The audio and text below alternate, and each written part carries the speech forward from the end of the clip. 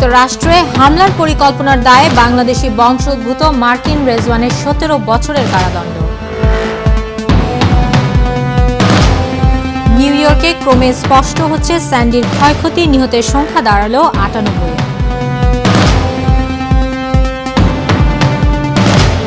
যুক্তরাষ্ট্রের নির্বাচনী প্রচারণা পত্রে ঠাঁই পেল বাংলা ভাষা। ভোটিং রেজিস্ট্রেশন বা নির্দেশিকায় তারা যে বাংলাকে অন্তর্ভুক্ত করেছেন, এটা আমি মনে করি আমাদের কমিউনিটির জন্য বিরাট অর্জন।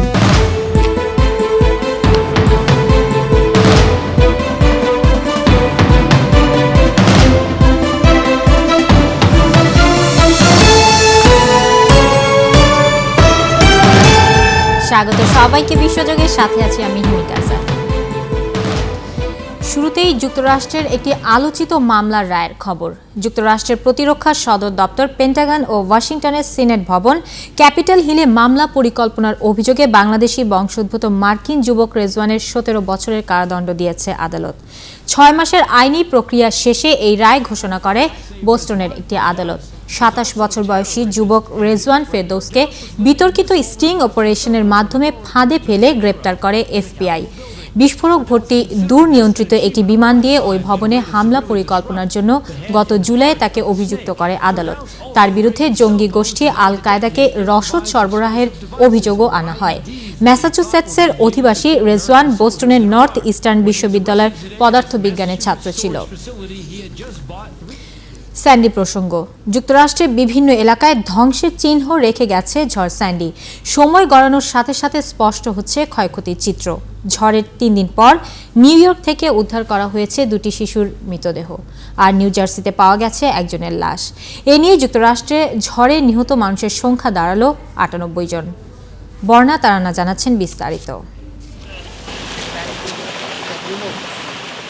ঝড় স্যান্ডির ৩ দিন পরও মরদেহ উদ্ধার করছে পুলিশ। নিউ ইয়র্কে সেই প্রলয়ঙ্করী রাতে মায়ের কাছ থেকে বিচ্ছিন্ন হয়ে যাওয়া ২টি শিশুর মরদেহ উদ্ধার করা হয়েছে।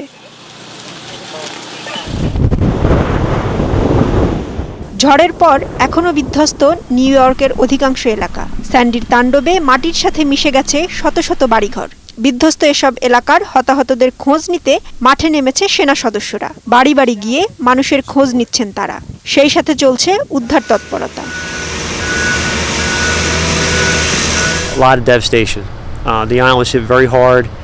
পরিস্থিতি মোকাবিলায় আমরা সবাই একসাথে উদ্ধার কাজ চালিয়ে যাচ্ছি। আমরা মানুষের কাছে যাচ্ছি, তাদের তাৎক্ষণিক নানা প্রয়োজন মেটানোর চেষ্টা করছি।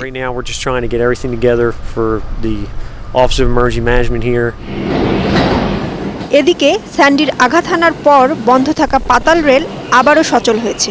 আপাতত সীমিত কিছু গন্তব্যে চলাচল করছে পাতাল রেল। তারপরও খুশি যাত্রীরা। এখন ট্রেনে ভিড় হওয়াটাই স্বাভাবিক, তবে পরিস্থিতি গতকালের চেয়ে ভালো। কোনো কিছু না করে বাড়িতে বসে থাকা কঠিন। এখন আমরা ট্রেনে যাতায়াত করতে পারছি। তবে স্যান্ডির পর এবার বিশ্বজুড়ে আবহাওয়ার পরিবর্তন সম্পর্কে সচেতন হয়ে উঠছে যুক্তরাষ্ট্রের মানুষ। এই ঝড়ের তাণ্ডব আবহাওয়ার পরিবর্তন সম্পর্কে যুক্তরাষ্ট্রের নীতিতেও পরিবর্তন আনবে বলে মনে করা হচ্ছে। বর্ণা তারানা, ৭১। এদিকে বিপর্যয় কাটিয়ে অনেকটাই ঘুরে দাঁড়াতে শুরু করেছে যুক্তরাষ্ট্র। তবে বিধ্বস্ত নাগরিক সুযোগ সুবিধার অনেক কিছুই এখনও বহাল করা যায়নি। সংকট রয়েছে খাবার আর পানির। এখনও বিদ্যুৎ ফিরে আসেনি নিউ ইয়র্কের অনেক এলাকায়। খাবারের জন্য লাইনে দাঁড়িয়ে অপেক্ষা করতে হচ্ছে যুক্তরাষ্ট্রের মানুষকে। নিউ ইয়র্কের মানুষদের কখনোই এভাবে লাইনে দাঁড়াতে হয়নি খাবারের জন্য। স্যান্ডির কারণে তাদের এই অবস্থা। ম্যানহাটনের পাশের অ্যালফাবেট এলাকায় নিম্ন আয়ের মানুষদের খাবার সংগ্রহ করতে দেখা গেছে এভাবে। শুধু তাই নয়, সংকট আরও আছে। এই এলাকায় এখনো বিদ্যুৎ নেই, আছে বিশুদ্ধ পানির সংকটও। আমাদের এখানে কোনো বিশুদ্ধ পানি নেই, বিদ্যুৎও নেই। এই কারণে আমাদের আরও সাহায্য প্রয়োজন। হারিকেন স্যান্ডির কারণে নিউ জার্সি ও নিউ ইয়র্কের বিদ্যুৎ এখনও পুরোপুরি স্বাভাবিক না হওয়ায় জ্বালানি সংকট দেখা দিয়েছে। কয়েকদিন ধরে ফিলিং স্টেশনগুলো বন্ধ থাকায় পেট্রোল নিতে গাড়ির দীর্ঘ লাইন দেখা গেছে। কোথাও কোথাও প্রায় ২ ঘন্টা লাইনে দাঁড়িয়ে পেট্রোল কিনেছে মানুষ। এটা বড় সংকট। আমি সারাদিন ধরে কোথাও পেট্রোল পাচ্ছি না। স্যান্ডির কারণে পুলিশ সব গ্যাস স্টেশন বন্ধ করে রেখেছে।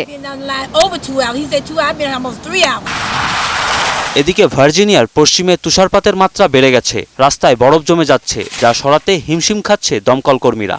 এজন্য ভার্জিনিয়াকে দুর্যোগ কবলিত এলাকা ঘোষণা করেছে প্রাদেশিক সরকার। রাজীব সাহা, ৭১। রিপোর্টে আমরা যেমনটা দেখছিলাম, ঝড় স্যান্ডির পর এখনও স্বাভাবিক হয়নি যুক্তরাষ্ট্রের জনজীবন। নিউ ইয়র্ক থেকে স্কাইপে সেখানকার সব শেষ পরিস্থিতি আমাদেরকে জানিয়েছেন আমাদের সহকর্মী শামীম আলামিন। আসলে বলা হচ্ছিল হয়তোবা নিউ ইয়র্কের মানুষ ঘুরে দাঁড়াতে শুরু করেছে, নিশ্চয়ই তারা কাজে নেমেছে, তারা চেষ্টা করছে, তারা দিন রাত পরিশ্রম করে এখন যে বিপর্যয় হয়েছে সেটিকে কাটিয়ে উঠবার চেষ্টা করছে এবং সবাই সব যে জরুরি সেবা যারা দিয়ে থাকেন তারা চেষ্টা করছেন। কিন্তু এখনো কিন্তু প্রায় 5 দিন হয়ে গেল। আপনি জানেন যে বিশ্ব অর্থনীতির প্রাণ বলা হয় ম্যানহাটনকে।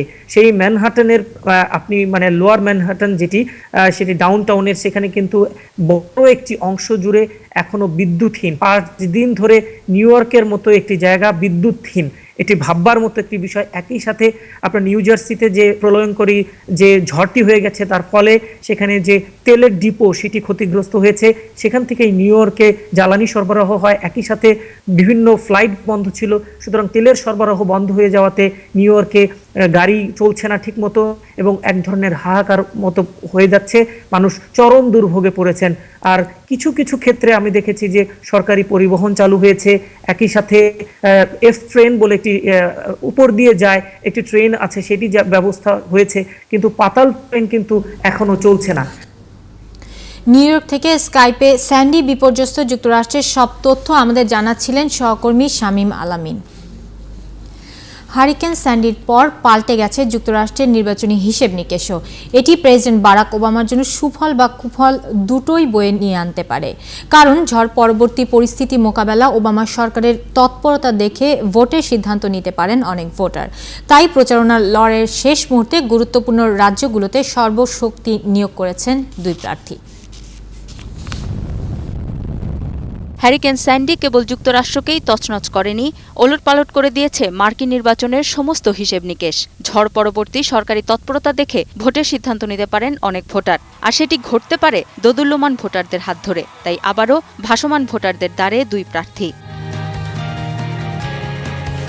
ওহাইওতে রমনি এবং ফ্লোরিডা ও ভার্জিনিয়া দিয়ে শেষ লড়াই শুরু করেছেন ওবামা। রীতিমতো রণাঙ্গনে পরিণত হয়েছে রাজ্যগুলো।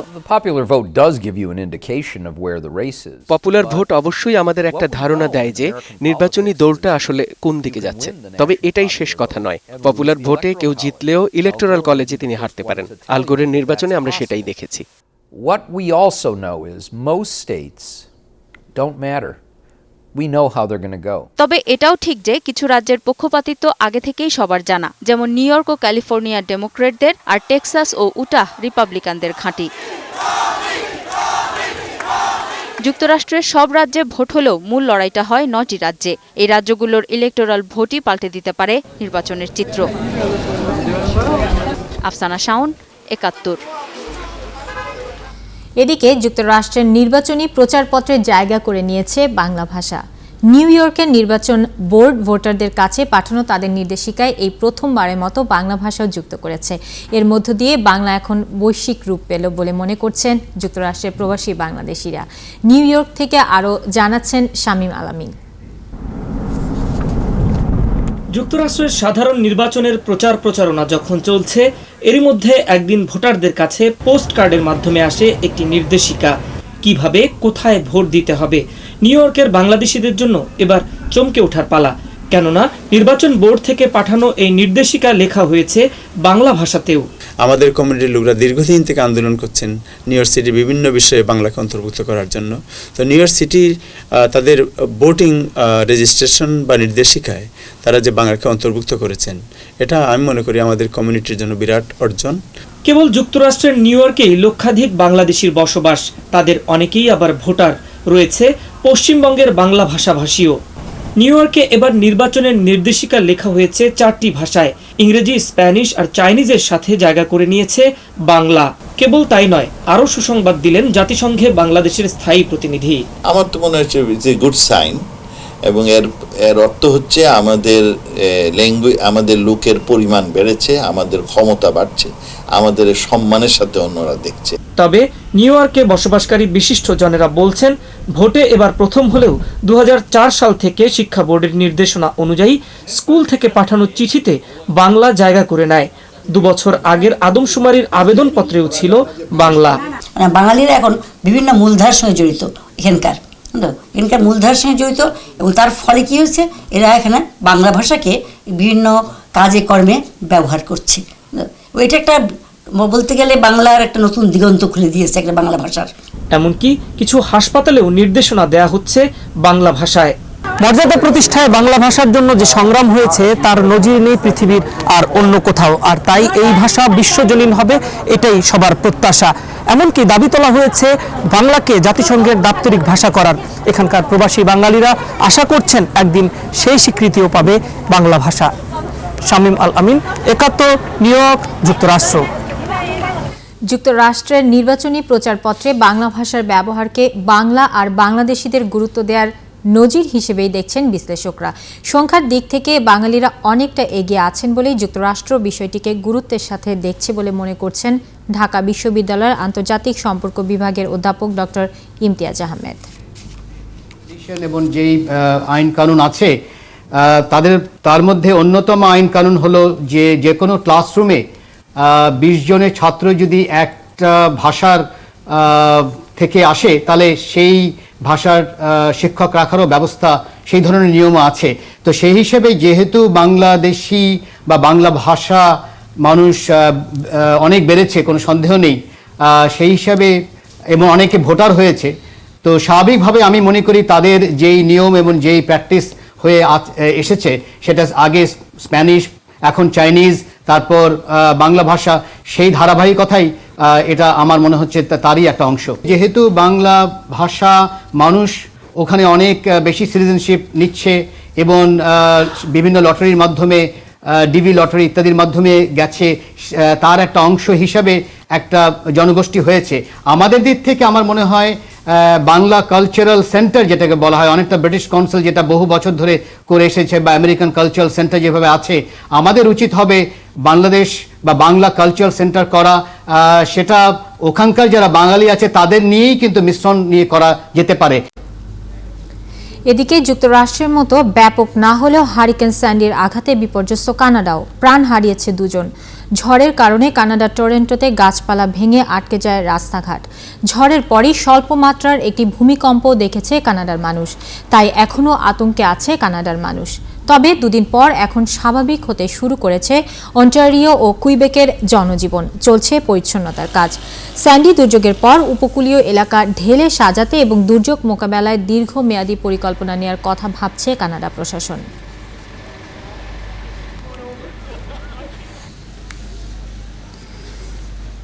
চলছে বিশ্বযোগ, ফিরব বিশ্বের বিভিন্ন প্রান্তের আরও সব খবর নিয়ে। ভারতের পশ্চিমবঙ্গের রাজ্যপাল নারায়ণনের বিরুদ্ধে রাজীব গান্ধী হত্যার প্রমাণ গোপনের অভিযোগ। পৃথিবীর মতোই খনিজ উপাদানে ভরা মঙ্গলের মাটি, জানালো নাসার রোবট কিউরিওসিটি।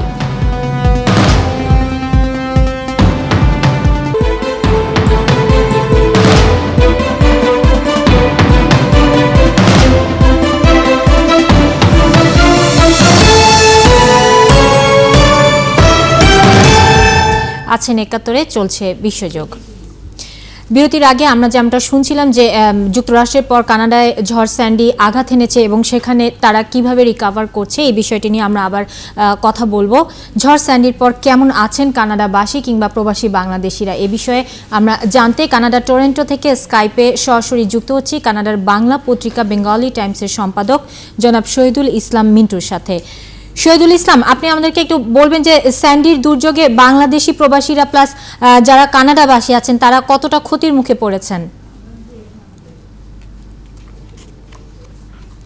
আসলে স্যান্ডি নিয়ে ভয়াবহ রকমের আতঙ্ক ছিল। কানাডা কর্তৃপক্ষ, টরন্টো কর্পোরেশন এবং কুইবেক সিটি কর্পোরেশন থেকেও যথেষ্ট সতর্ক বার্তা জানানো হয়েছিল যে ভয়ঙ্করভাবে আঘাত আনতে পারে, কিন্তু সেভাবে আনেনি।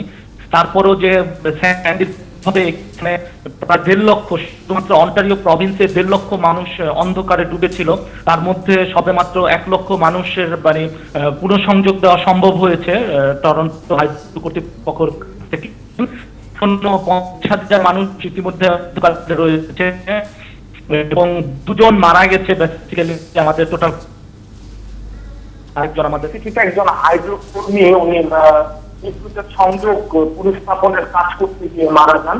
তো সবকিছু মিলে এখন পরিস্থিতি অনেকটা ভালো, কিন্তু শহীদুল, সেখানকার যোগাযোগ বা বিদ্যুতের মতো অন্যান্য সেবা কি স্বাভাবিক হয়ে এসেছে? অন্যান্য সেবা বিদ্যুৎ এখনো পুরোপুরি কিছু কিছু এলাকায় এখনো ফিরে আসেনি। আমরা জেনেছি আজ পর্যন্ত প্রায় 30,000 লোক এখনো অন্ধকারে রয়েছে। এটা আমাদের উপকূলীয় যে এলাকা রয়েছে কোস্টাল এরিয়া, সেই এরিয়াতে। তো কর্মীরা চেষ্টা করছেন আজকের মধ্যে সেটা পুনঃসংযোগ হয়ে যাবে। আর যোগাযোগ ব্যবস্থা স্বাভাবিক রয়েছে, কোনো সমস্যা নেই। বৃষ্টিটা সকাল পর্যন্ত আমাদের বৃষ্টিটা অব্যাহত রয়েছে, আর আজকে হালকা হালকা বৃষ্টি হচ্ছে, একটানাই কয়েকদিন ধরে বৃষ্টি হচ্ছে। জনাব শহীদুল, আমরা যতদূর জেনেছি যে ভবিষ্যৎ দুর্যোগ মোকাবেলায় সরকার দীর্ঘমেয়াদী পরিকল্পনা নিচ্ছেন, তো কি ধরনের কর্মসূচি নিচ্ছেন কানাডার সরকার? আসলে বেশ কয়েকটি ঘটনা ঘটেছে যে বিষয়গুলো নিয়ে কানাডার আবহাওয়াবিদরা খুব চিন্তিত রয়েছেন। এর মধ্যে একটি হচ্ছে গত শনিবারে আমাদের এখানে একটি ভূমিকম্প হয়, যেটার পয়েন্ট ছিল 7.7 রেক্টর স্কেল, আপনার ভ্যাঙ্কুভারে হয়েছিল। এটা শান্তির আগে। তো আবহাওয়াবিদরা এখন মনে করছেন যে গ্লোবাল ওয়ার্মিং এর কারণে আবহাওয়ার যে পরিবর্তনগুলো, এগুলো বিষয় নিয়ে তারা মারাত্মক রকমের ভাবছেন, এবং এই গ্লোবাল ওয়ার্মিং কে কিভাবে আগামী দিনে সহানুভূতি ফেলা যায় এবং এই সমস্ত দুর্যোগ মোকাবেলার জন্য কানাডা সরকার নিজে এবং বিশ্ববাসীকে সাথে নিয়ে কিভাবে কাজ করতে পারে। ইতিমধ্যে কানাডা সরকার এরকম একটি কমিটি করেছেন এবং তারা খুবই সতর্কভাবে বিষয়গুলোকে মনিটর করছেন। ধন্যবাদ জনাব শহীদুল আপনাকে। দর্শক, কানাডা থেকে স্কাইপে আমাদের সাথে সরাসরি বলছিলেন প্রবাসী সাংবাদিক জনাব শহীদুল ইসলাম মিন্টু। তিনি আমাদেরকে জানাচ্ছিলেন যে কানাডায় ঝড় স্যান্ডি, হারিকেন স্যান্ডি কতটুকু প্রভাব ফেলেছে এবং সেখানকার প্রবাসী বাংলাদেশিরা কেমন আছেন, আর সেখানে কিভাবে দুর্যোগ মোকাবেলা করছে সরকার। চলে যাচ্ছি ভিন্ন প্রসঙ্গে। ভারতের সাবেক প্রধানমন্ত্রী রাজীব গান্ধী হত্যার প্রমাণ গোপনের অভিযোগ উঠেছে পশ্চিমবঙ্গের রাজ্যপাল নারায়ণনের বিরুদ্ধে। ভারতের গোয়েন্দা সংস্থা সিবিআই এর সাবেক প্রধান কে রাঘথামনের লেখা বই conspiracy to kill Rajiv Gandhi from the CBI ফাইলসে উঠে এসেছে এই চাঞ্চল্যকর তথ্য। ভারতের রাজনীতিতে ঝড় তুলেছে এই ইস্যু। 1991 সালে তামিলনাড়ুর এক আত্মঘাতী হামলায় মারা যান ভারতের তখনকার প্রধানমন্ত্রী রাজীব গান্ধী। সে সময় কেন্দ্রীয় গোয়েন্দা সংস্থার প্রধান ছিলেন MK নারায়ণন।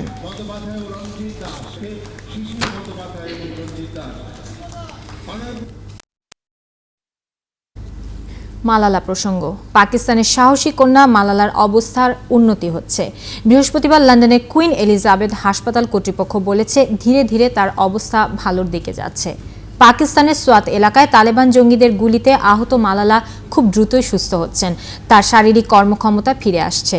বড় ধরনের ঝুঁকি থেকে মালালা এখন মুক্ত। এদিকে পাকিস্তানের স্বরাষ্ট্রমন্ত্রী রেহমান মালিক বলেছেন মালালার উপর হামলার জন্য প্রধান সন্দেহভাজন আতাউল্লাহ খানের বাগদত্তাকে গ্রেপ্তার করেছে পুলিশ। পাকিস্তানের করাচিতে পোশাক তৈরির কারখানায় আগুন লাগার 40 দিন পেরিয়ে গেলেও শনাক্ত করা যায়নি মর্গে রাখা অনেকের মরদেহ।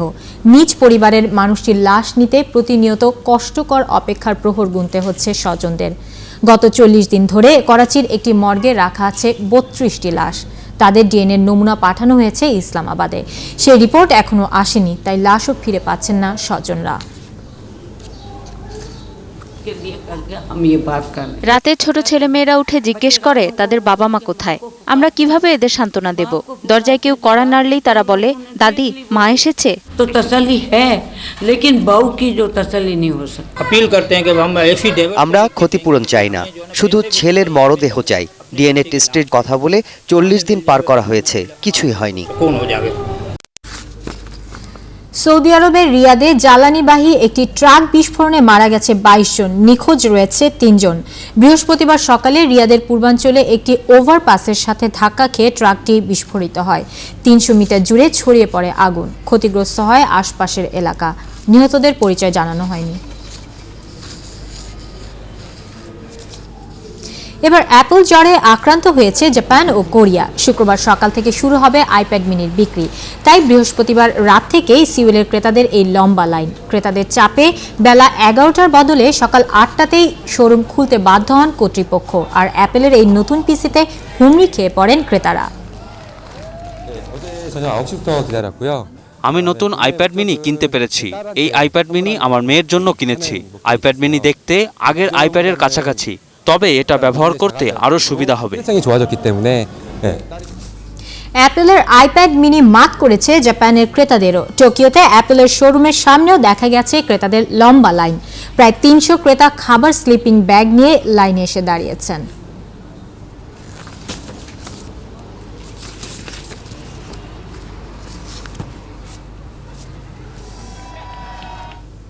শেষ করব মঙ্গলের মাটিতে নাসার রোবট কিউরিওসিটির খবর দিয়ে। মঙ্গল গ্রহ থেকে একের পর এক যুগান্তকারী সব তথ্য পাঠাচ্ছে কিউরিওসিটি। সবশেষে মঙ্গলের মাটি পরীক্ষা করে এই রোবট বলছে পৃথিবীর মতোই খনিজ উপাদানে সমৃদ্ধ সেখানকার মাটি। এসব তথ্য বিশ্লেষণ করে নাসা বলছে তারা অনেকটাই নিশ্চিত একসময় পানিতে পূর্ণ ছিল লোহিত গ্রহ মঙ্গল। জানাচ্ছেন আফসানা শান।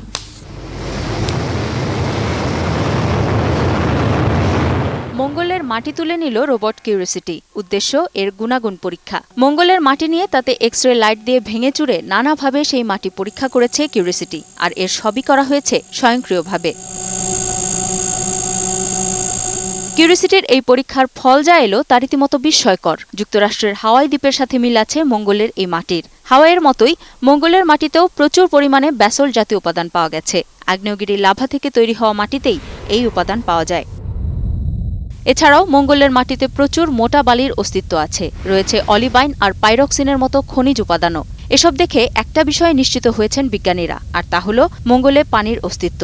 তারা বলছেন মঙ্গল থেকে যে পাথর আর বালি সংগ্রহ করা হয়েছে তাতে নিশ্চিত করে বলা যায় এগুলোর সাথে কোনো এক সময় পানির মিশেল ছিল, অথবা মঙ্গলের এই ঊষর ভূমিতে হয়তো পানির প্রবাহও ছিল। আফসানা শাওন, ৭১। এই ছিল এখনকার মতো বিশ্বযোগ। শিরোনামগুলো আমরা আরেকবার জেনে নিব। যুক্তরাষ্ট্রে হামলার পরিকল্পনার দায় বাংলাদেশি বংশোদ্ভূত মার্কিন রেজওয়ানের 17 বছরের কারাদণ্ড। নিউ ইয়র্কে ক্রমে স্পষ্ট হচ্ছে স্যান্ডির ক্ষয়ক্ষতি, নিহতের সংখ্যা দাঁড়ালো 98। যুক্তরাষ্ট্রের নির্বাচনী প্রচারপত্রে ঠাঁই পেল বাংলা ভাষা। ভোটিং রেজিস্ট্রেশন বা নির্দেশিকায় তারা যে বাংলাকে অন্তর্ভুক্ত করেছেন, এটা আমি মনে করি আমাদের কমিউনিটির জন্য বিরাট অর্জন। ভারতের পশ্চিমবঙ্গের রাজ্যপাল নারায়ণনের বিরুদ্ধে রাজীব গান্ধী হত্যার প্রমাণ গোপনের অভিযোগ। পৃথিবীর মতোই খনিজ উপাদানে ভরা মঙ্গলের মাটি, জানালো নাসার রোবট কিউরিওসিটি।